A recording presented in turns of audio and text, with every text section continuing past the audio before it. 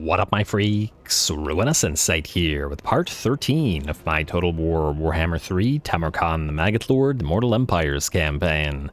So as we saw last time, another one of the chieftain quests, Ketsak Fimdarok's quest, complete, and we've got 4 to go, plus the quests that we have to do as well. This campaign should still have a decent amount of quests remaining to it. And we've also taken Beckhofen, and Draika is very much on the back foot with 4 territories remaining, though it wasn't super necessary to attack her here. Well, it was on the way towards Nuln, and we have to, pave the way to Nuln through destruction. Anyway, in terms of what we gotta do this turn, Norvegicus and Tamurkhan have to move. Alright, let's just get started. Tamurkhan, you are heading to get to Griffin Wood as best you can. Oh, wow. You can sack it for quite a bit of cash, and it might be better to do so rather than bother taking it for ourselves. We could try to go for Kappelberg, but the thing there is I don't know whether by taking it we would still be able to reach the Griffin Wood right after, so it might be better to just sort of move on down there. You can go in and camp, so it really doesn't matter what kind of stance you move down there, and would ambush do anything for us? It might. There's a possibility, so go into ambush, give it a try. And we'll see if they somehow react to Beckhofen by virtue of us being in ambush, though no guarantee. Of course, they might actually try to react to Azabor, which would be preferable to what we've got going on. Epidemius, you can't move because we're sitting around waiting to see what happens at the Fortress of the Damned. And Norvegicus, you are continuing to move southward towards the orcs and ogres. So, you know what? Sit in Karagvrag for a little bit and... Oh, wait, actually, it might be better to move while channeling. Though, yeah, you need to start racking up that mana again. Let's not be caught out without it, especially for the next test of the gods, because there will always be another test. Anyway, that looks like that's the end of this particular turn to me, so we're gonna skip cult upgrade. Where? Oh, Gorger Rock, yeah, I'd still like to trade that somehow if possible, but for now we can ignore it. And the turn. And let's see what happens. Zetan the Black, you want us to join the war against the Western Provinces, which we probably will eventually, but we might actually want to keep that in case we get to trade that for Gorger Rock with a little bit more value to it. At least the possibility is there. Also, while the turn is ending, a bit of bad news. Unfortunately, the engagement for this campaign has dropped pretty significantly at this point, down below about half of the other 2 campaigns. This means this will be the last episode of Tamurkhan's campaign on the main channel, and we'll be banishing it to the Shadow Realm and the second channel henceforth. For those who don't know what or where that is, I'll leave a link down to the second channel in the comments down below. Now, since this is the last episode on this channel, well, I'll do my best to try to do something fun. You guys have been clamoring for the Cleaver campaign quest, or main quest, for Tamurkhan, so we'll try to do that this particular rep. Anyway, let's get started with what we gotta do. Draika did indeed move to Nagenhof. I wonder if this is worth fighting now. It wasn't before, but, well, at least it wasn't with Tamurkhan, but maybe with Azabor and this new army, and maybe it is. So, what we're going to do is get you, and you two... Cannot recruit unit. This army has reached its mercenary capacity. Oh, we're maxed out on that, eh? Wait, we don't need this many Fimir. Definitely get the 2 Chaos Frost Dragons, right? Then we still need the Skin Wolves. Let's get 1 of each kind of Fimir, which leaves us with 8, meaning we can still get at least 1 more Skin... Yeah, I mean, obviously these guys are supposed to separate into different armies eventually, but right now they can't do it, so they have to fight with what they've got. And thus... I mean, I guess since we don't have Skin Wolves unlocked anyway, due to the Mournhowl being the lowest level of the Pledgement, and we'll get another unit of regular Fimir warriors. And we'll fill out the army once the 2 separate from each other. For now, they're good to go together. Let's also level up before heading into the fight. Hearts of Iron, I think, is the way to go. And Ketsak, you are pretty high level.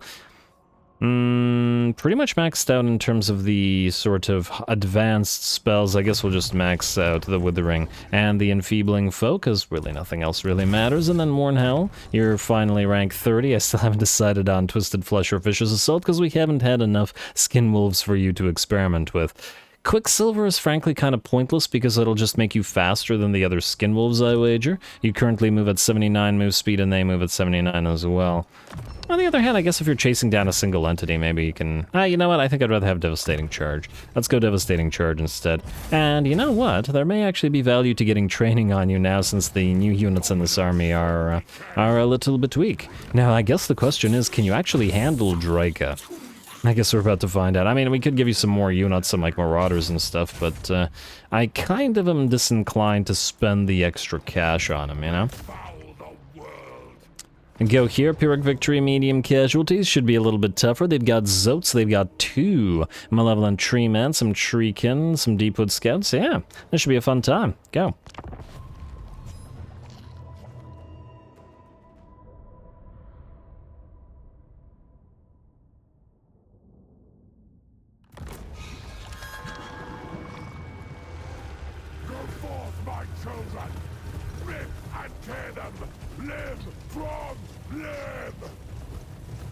Alright, not bad, not bad. Those sounds a little bit more coordinate for a speech, perhaps, than a Chaos Lord of Nurgle, but it all works, I suppose, and there's always gonna be some overlap among the gods. Now, I'm also excited to see the Fimir in action at last, whether it be the Great Weapon or the regular variety, but we do still need to be careful here, as they will still be vulnerable to a lot of enemy types. We've also got our first Chaos Frost Dragons on the field. Well, I say first, but it's not like we can actually directly build them, but it is nice to have the 2, and they'll help out.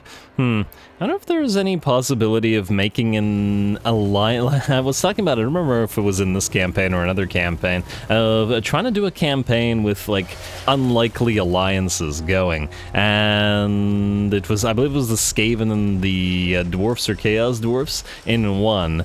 And the other one that I'm now thinking of would be to try to get Kislev to ally with a Norskin faction, such that you can build both Frostworms and Chaos Frost Dragons in one army. And maybe some Elemental Bears as well. Just lots of icy units, basically. Oh, and Norskin Ice Trolls. There's so much ice theme going around.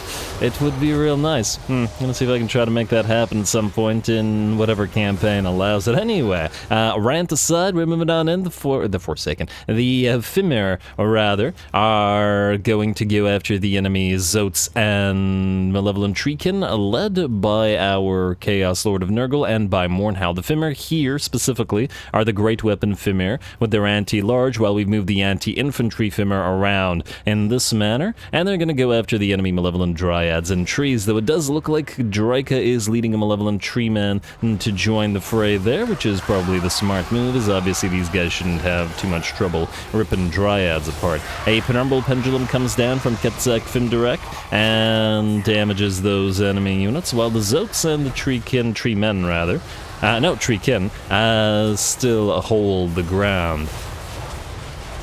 And we'll probably do so for a decent while, but now the Frost Dragons have joined the fray, and we managed to loop, because wolves, around the Skin Wolves, and they're going to add their additional anti-large to the back of those Zoats and Treekin. Obviously, the Treekin in particular are an extremely tanky unit, and do great at holding the line here, and frankly, they've already been holding it for nearly 2 minutes. It's quite a long time when you're getting hit with this much damage, but you gotta love what they offer for the Wood Elf Roster. Anyway, out here we have the anti-infantry Fimir fighting, but with the Great Hawks and the Malevolent Tree Man here, and they'll probably struggle, at least against those units. Draika's in here somewhere as well. She probably could be going after Ketzak, and at the very least, her ability to prevent casting is probably getting on Ketzak's nerves quite a bit.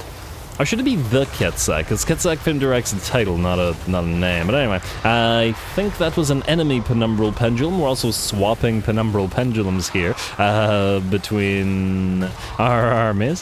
Who will come out on top? Frost Dragons move in to try to deal with that malevolent tree man, though it looks like a few units are in the way and we're going to have to move some of the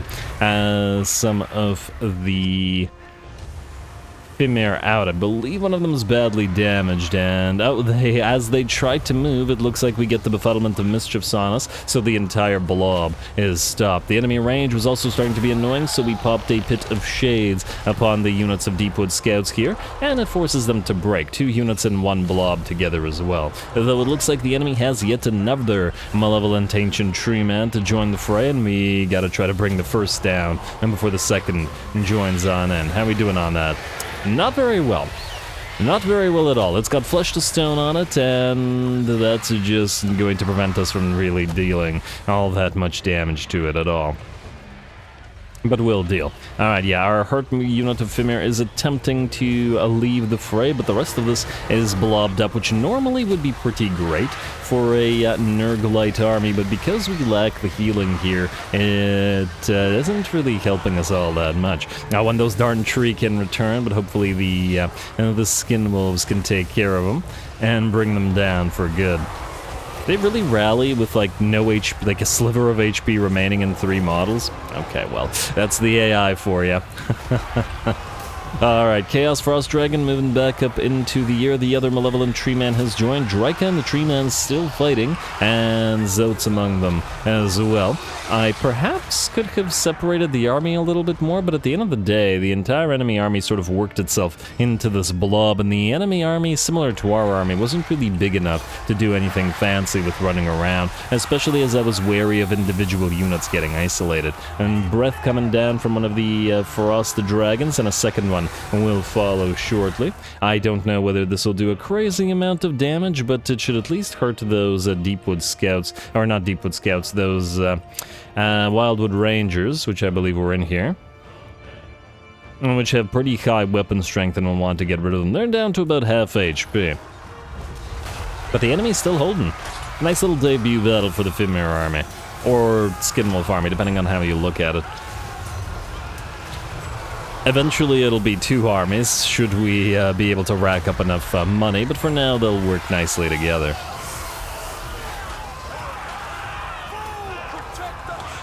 Though we will be missing horrible regeneration, and if we separate them on half the units, which ain't great, but, you know, needs must and all. Anyway, Frost Dragons are down again, because the Fimir are really struggling against those Malevolent Ancient Tree Men. Granted, they're getting in each other's way, so they're all probably not attacking at the same time, but might need a little something to help out at bringing down those big old models. And temporarily it would be the Mammoths.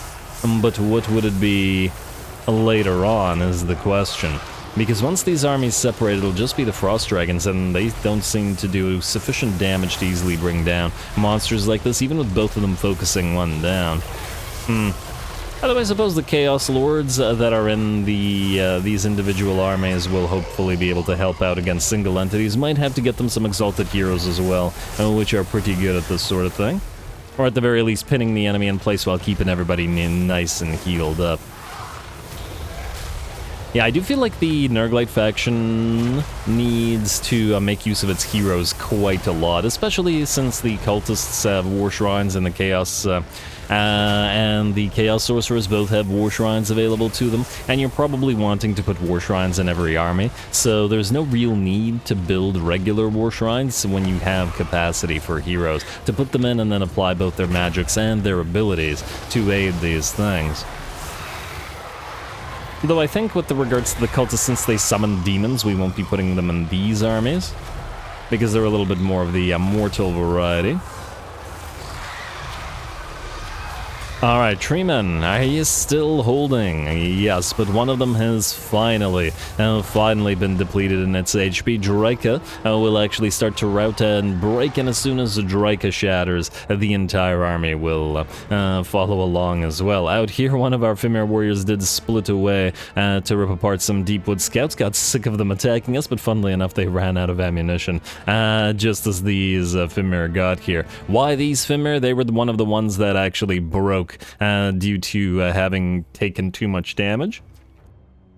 We're not broke, but routed. And interestingly enough, wait, let me just see here. Interestingly enough, the horrible regeneration probably takes too long to actually revive units, or at the very least it seems to have in this particular case. But I'm sure it kept them alive while they were fighting in the blob here, while getting pelted by range and getting hit with penumbral pendulums at the end of the day, to be fair. Anyway, nice little debut. Got the, I guess, the defeat trait of Draika, which is terrible, but at least Tamurkhan didn't have to do that for this army. I think that marks the moment that it can definitely act on its own.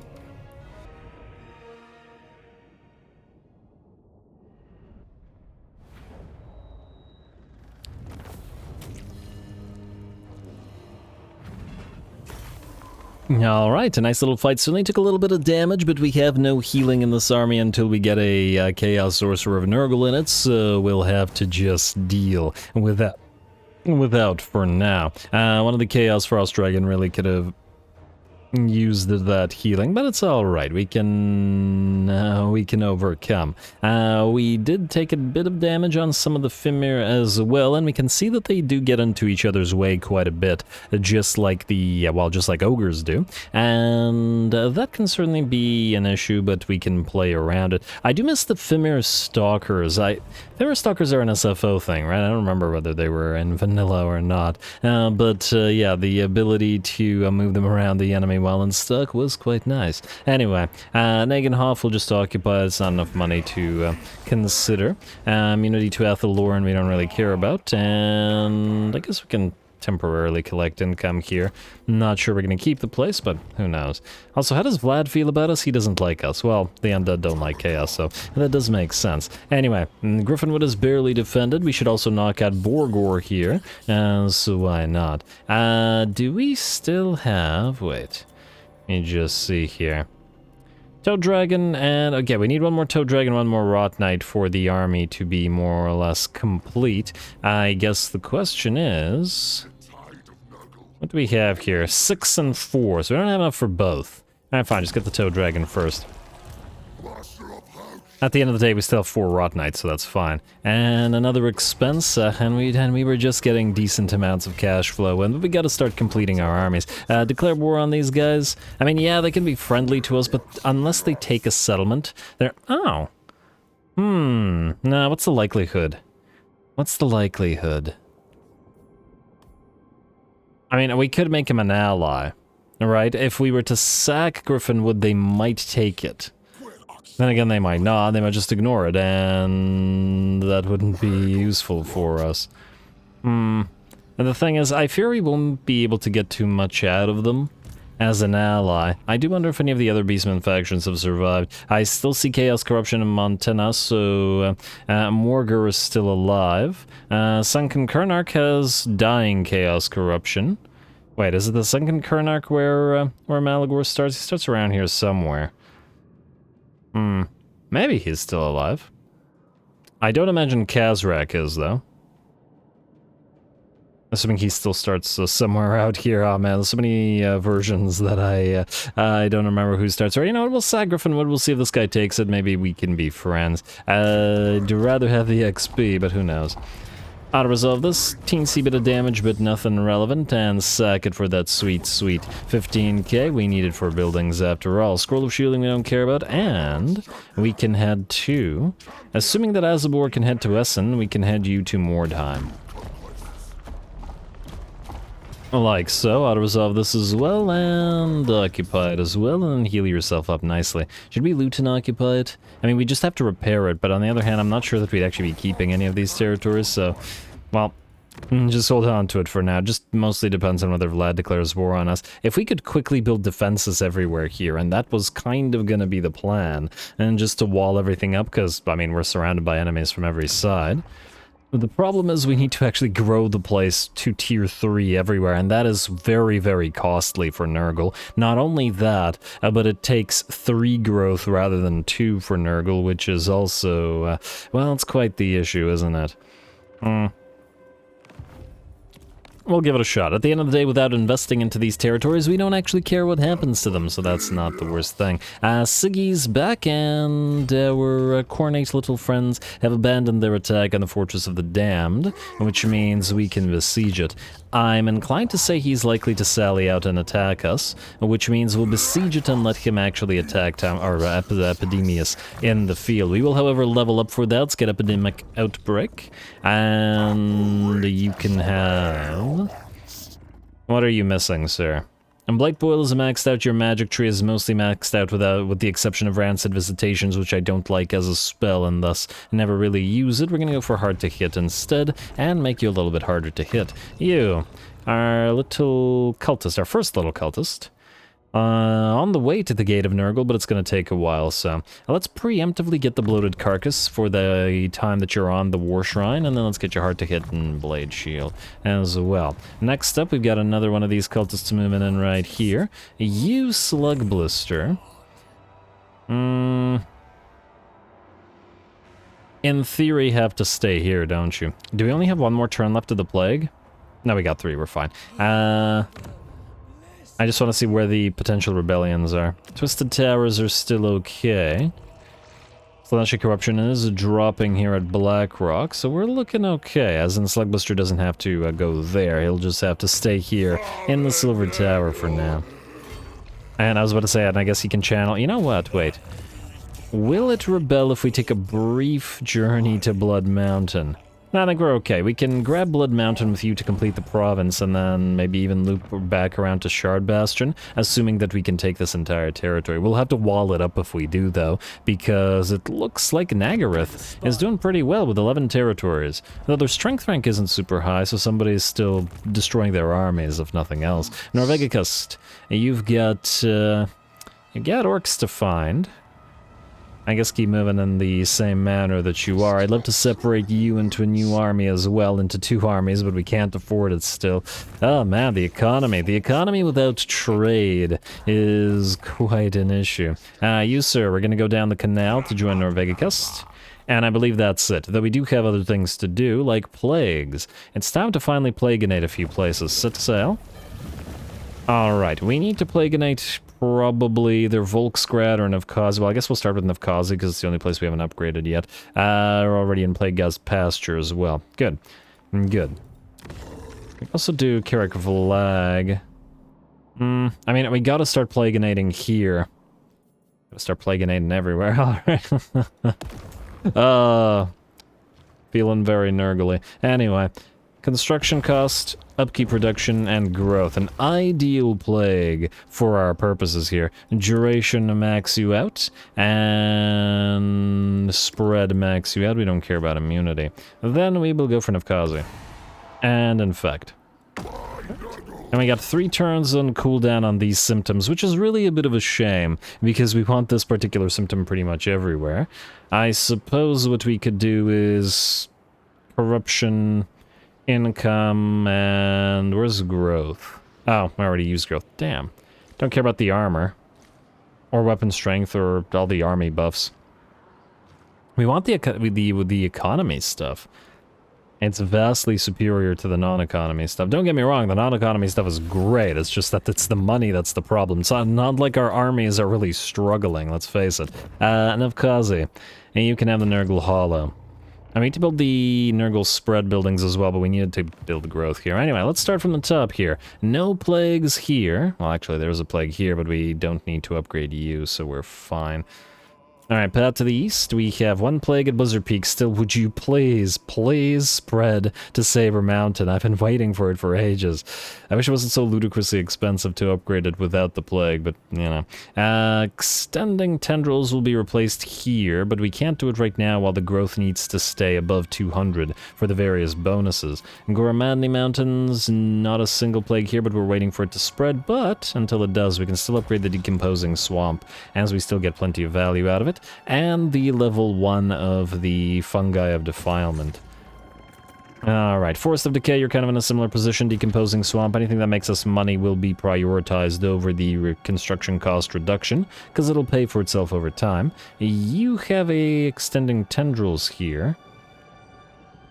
I guess we can build that. We'll probably delete it at some point, if possibly. Eagle Aries, Black Fang, Carrick Vlag. Do we need to upgrade you? You do give us money. Wish it didn't cost so much, but nonetheless. Ooh, okay, the tier 3 of the Vial Synthesis is just crazy costly. We can upgrade the tier... Yeah, Cultist Post Outpost, whatever. Cultist Post Outpost? Cultist Outpost, whatever. Close enough. Fungi of Defilement, and we'll hold off until Plagues for all of you. Plane of Illusions. We've got a Plague here. Construction cost Plague, good. And we got one at Volcano's Heart, but alas we don't have one to this place. This is giving us 2 Nurgle Corruption, which is a plus 15, meaning we can swap you out into Plague God's Pasture. And hopefully we get the Plague into this place so we can upgrade every single building there. Alright, Southern Oblast, nothing. I mean, I guess we could start upgrading Fort Jakova. It's 2.5k and we can sort of wall it up in case the dwarfs come for us. In fact, no one case about it, they inevitably will. Folly of Malefics, definitely go for money. Though I would like this thing, we'll hopefully get a plague instead. And you have infections and toxic spores, but we can upgrade you once we have cash. Alright, Kislev we will continue to ignore until...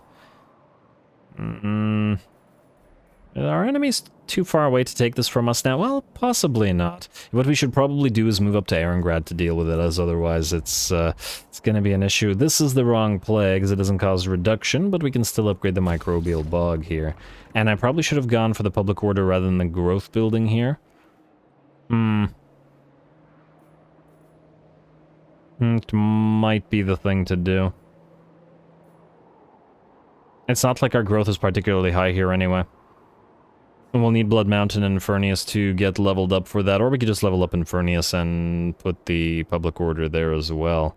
Despite the once again cost. Yeah, who knows at what point we'll ever get a plague down here, as in the reduction plague. Anyway, Tamurkhan, you're damaged, so you can't do your quest battle this episode, by the looks of it, or possibly I'll make it a longer episode, I don't know, I'll think about it. And what we can do is end the turn, in which case Epidemius will get attacked and give us a nice little fight. Assuming that there's no Diplo to do, which we will check. Ecstatic Legions still really want to be friends, but not vassals. And Fecondites also don't want to be vassals for now. Decadent Host wants peace, but they ain't getting it. If we take Erengrad, and we take Castle Alexandrinov now, because Zoyshenk is bordered by these guys. Meaning we can't trade them for vassalage. I wonder how much Erengrad would be worth to these guys. I mean, it would be worth money to us as well, because it has that big old port. It might not fall to any of this. I'll think about it. Still on the fence about making friends with Azazel. Let's see if this guy takes Griffin Wood or not. And we'll find out shortly. Cult's outpost ignored. We need the money for ourselves. It's on the turn. And let's see what happens. Alright, Borgor, you got the chance. Well, Borgor will probably move after Sigvald, in which case Sigvald is going to strike out at our Plague Bearer army. Grimgor wants peace. Wow. And he's willing to give us plenty of cash for it. We do have to destroy him. The question is, do we actually need to do it ourselves? Astrogoth is here. Could they take advantage of this? On the other hand, if they fail at this, Norvegicus will have to pass on by. I don't know if we can risk it. Most likely they'll get destroyed, but I think even with a very solid amount of cash, we can't risk it. Yes, Siggy will strike out Epidemius. You can kill him off yet again. Ooh, and carry the hammer. And we got some chosen and stuff. It's a solid army with the backing of the garrison. Go.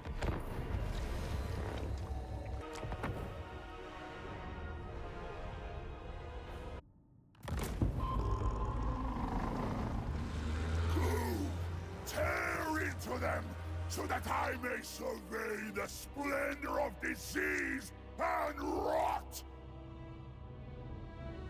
Alright, here we go. I like that Epidemius' eye is like half closed. He just looks so bored. It's it's great. A battle's happening, bored. But anyway, I don't think this will be a boring battle whatsoever. In fact, it should be pretty darn tough. We have to remember that most of our army, the vast majority of it, is made up of regular Tier 2 Plague Bearers, and they will struggle against a lot of things, especially damage-wise. Demonettes, for example, could absolutely rip them apart if we're not careful. And we do have our 4 units of Exalted Plague Bearers to back our army up, but they will be needed to deal with the enemy's Seeker Chariots, Doggos, and other fast-moving units before joining the rest of the fray. We've deployed our units of Plague Toads, or actually they're all now Pox Riders, over in the sort of copse of trees, a little forest on the rightmost flank, wherein we hope to catch out the Seeker Chariots, Gorby's Chariots, and piles of Marauder horses when the enemy decides to try to loop around and attack our army. Though obviously the flanking maneuvers aren't going to be as effective against this army as they might be otherwise, simply because they, well, the enemy has no range to catch out. The range that they might catch here would be the Exalted Plague Bearers, and they're actually much more dangerous than the regular Plague Bearers are, so yeah, I think they'll be okay. Anyway, the battle lines have collided. We have to be careful about our War Shrines. We're getting a little bit of a War Shrine duel here, as an enemy Solanish Sorcerer on the War Shrine tries to go after our regular War Shrine, and though we ourselves are going to try to bring that thing down with our Death's Heads. I have been noticing that the Death's Heads behave a little bit weirdly, similar to the gyrocopters. They need a lot of babysitting. They don't like to follow orders and attack what they're told to attack, and have a tendency to get sort of stuck, not quite doing what they're supposed to be doing. And gyrocopters are the same way, and it is a little bit of a hassle, but at least the gyrocopters have bombs that they can drop when they're not attacking. Anyway, Chosen facing off against the Plague Bearers out here, but we do have our cultists leading our Plague Bearers, though the enemy has their Exalted Hero. Nice little contest in the center of the line. Out here, the Plague Bearers, the Exalted Plague Bearers, have gotten engaged with some Chaos Warriors, Marauders, and Chariots, but unlike the regular Plague Bearers, which are taking massive amounts of damage already, in fact, our Chaos War Shrine is almost trying to rout, the Exalted Plague Bearers should just be fine. Yeah, the damage is certainly coming in. The bounce power remains at about half HP. Out here, the Pox Riders of Nurgle have engaged the enemy as well. Though fortunately they're not nearly as fragile as the regular Plague Toads are, unless we don't have to worry about them melting away after like 5 seconds of an engagement. I think in the early game, one of our Pox Riders almost, or not Pox Riders, one of our regular Plague Toads almost melted away attempting to fight a unit of Gobos. Granted, the Gobos have spears, but still, they're just Gobos. Basic Tier 1 Gobos. Anyway, the line's still engaged. Let me just say that that's probably going to go on for a while, and we are going to keep dropping these streams of corruption in this relatively decent front line that the enemy made. Out here, those units that decided to face off against our Exalted Plague Bearers have failed miserably, and the Exalted Plague Bearers will cover the retreat of our first unit of very badly damaged Plague Bearers. With a sliver of HP, we're hoping that they can stay alive while the rest of the army continues to fight. Out here, it looks like these Plague Bearers are also in pretty bad shape and might need or warrant us moving away. Siggy and Harry the Hammer are still very much fighting, and we did try to send Gastsnot here into the fight with Siggy, but he took about half HP, had to pop his Locus of Fecundity, and then move the heck out of there, lest he get destroyed. Chariots have peeled away from our units of Plague Toads / Pox Riders and get a nice charge into the back line of our Plague Bears, and damn, The Secret Chariots move really well through their own lines like that. They just don't care. And nothing is getting in their way. It's kind of impressive. Well, either way, since Gastonot couldn't do it, we're gonna send Epidemius to stab and poke away at Siggy for a little bit. However, once again, the stat disparity is absolutely massive. Siggy, 143 magical armor sundering melee attack with 1.1k damage and 116 armor. Just look at the number difference. More than twice as much weapon strength, more than twice as much melee attack, a lot more everything. So yeah, Epidemius isn't going to stand too much of a chance here, but he can keep him pinned in place for a little while. The Exalted Plague Bearers will hopefully add a decent amount of armor-piercing damage to it. And at the very least, we can heal ourselves quite a bit more than Siggy can. Anyway, we can see that the numbers of our regular Plague Bearers on the front line have very much dwindled, but at the same time, the enemy numbers have dwindled as well. And the Chaos Chosen are still fighting, despite their relatively small number, down to 22 and maybe 10% of their HP, but these are chosen, and they will damn well fight too near the last unit. And we've had to move our Death's Heads in to hit the enemy in the back now. Hopefully this will be a nice morale shock at the very least to the enemy Marauders here, though even with a sliver of HP, the Marauders are fighting as well. I suppose it does make sense, considering that our army is heavily damaged, so the enemy seems more likely, or is generally going to be more likely to fight with a sliver of HP themselves, if we are. Alright, our Plague Toads have finally managed to peel away from the enemy lines, and it looks like Sigvald has finally shattered. Ooh, the battle is very nearly ours, but unlike Sigvald, Harry the Hammer is unbreakable, and will just keep on fighting. Completely surrounded by Exalted Plague Bearers here. They're, in theory, dealing armor-piercing damage, and their melee attack is quite high, but they're taking quite a long time to do even tiny amounts of damage to Harry. We're gonna have to move both our Nurgling palanquins in to help out with this matter. And Harry uses his ability. I suppose if we get another one of the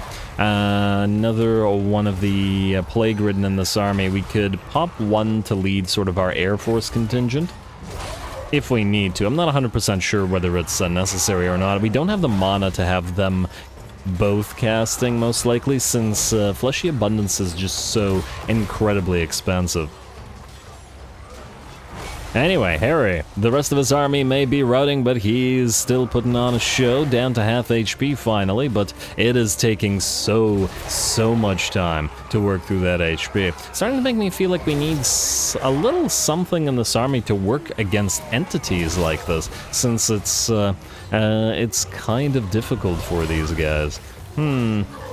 But the question is what? Since we're gonna have Pox Riders and Plague Drones, in addition to the Exalted Plague Bearers in this army, is there really room for anything else, especially considering the Great Unclean Ones are gonna go into Slug Blister's army together with Beasts of Nurgle?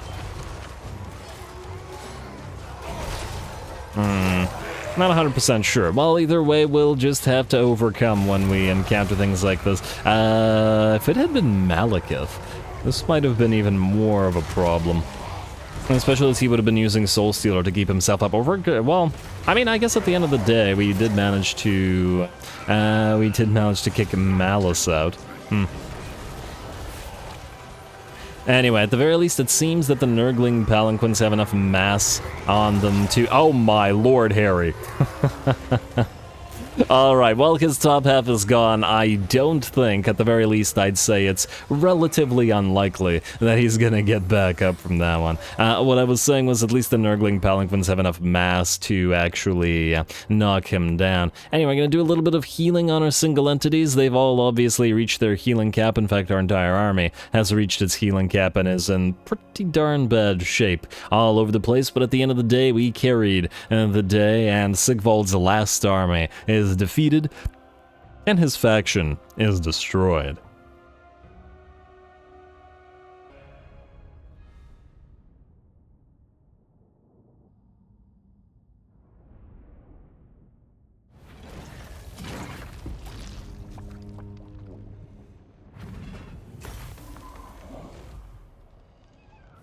Alright, there we go. We may not have gotten the quest battle, but honestly, that was a much better battle anyway. In my opinion, than the quest will be likely to be, because nothing really stands a chance against Tamurkhan's army, but Epidemius has certainly struggled here. Those Chosen held the line for ages and did massive amounts of damage. Harry the Hammer with nearly 16k, and Siggy edging him out by a teensy bit as well, but dealing much more damage as gold, and due to, I guess, hurting, I believe it was the Plague-Ridden and Epidemius as well. A nice job on them. The Demonettes also did pretty darn well against the Plague Bearers, but were ground down in the end. Several of our Plague Bearers almost melted away as well, and that, at least, was quite close, and I think the Festering Stooges beat all of them in terms of damage, but that's hardly surprising. Well done, though it was something of a close call. We're going to heal up because we need to replenish here, and then we should be able to auto-resolve the destruction of that particular location. You want us to join the war against the Great Orthodoxy? We probably will, assuming you can't take Keringrad. You are going to want a non-aggression pact.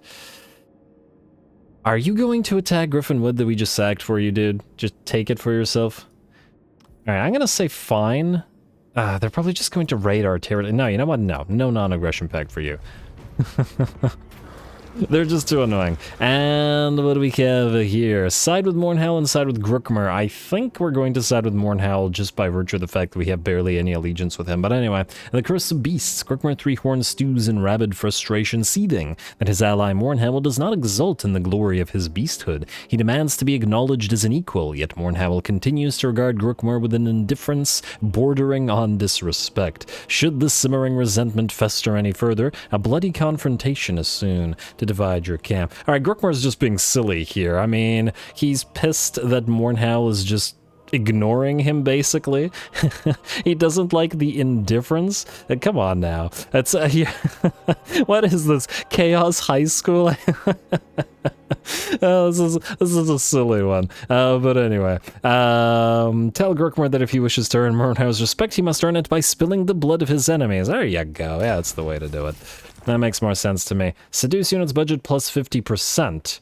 Well, that's not gonna matter because Siggy's done. Wand of Jet and a messy end to their rampage, and good, we got no debuff for that. And Mournhowl's nearly to the next level of allegiance, which is nice. Anyway, folks, with that we are... Wait. Take this. Take this to destroy Siggy for good. And occupy.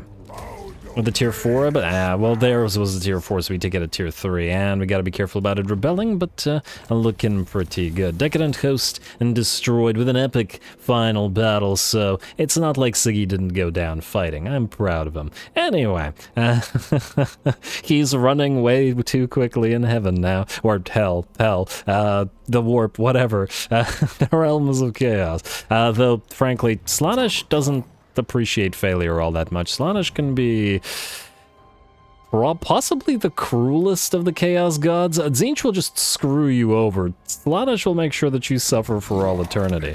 And what with being the most jealous of gods, but also, yeah, anyway, I digress. We've got no time left, so I'm gonna call it here.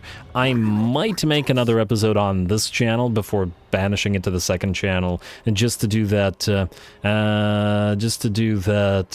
quest that I was going to do this episode that we no longer have time for, but I'll think about it. Either way, it will be moved eventually. Next time, we will take over this stuff and then send Epidemius to new lands, possibly to fight some High Elves, which would be an interesting contest for those units of slow-moving, missile, non-resistant Plague Bearers. We should be able to knock out Grimgor shortly, and then start fighting with the Ogres, with hopefully 2 armies. Just need a little bit more cash to split off those 2. And of course, this army will need to split, and we still need the Beastman army, so there's a lot to do. Anyway, more Tamurkhan to come, so stay tuned. Don't forget to leave those likes and comments below. All glory to the algorithm, and thanks for watching.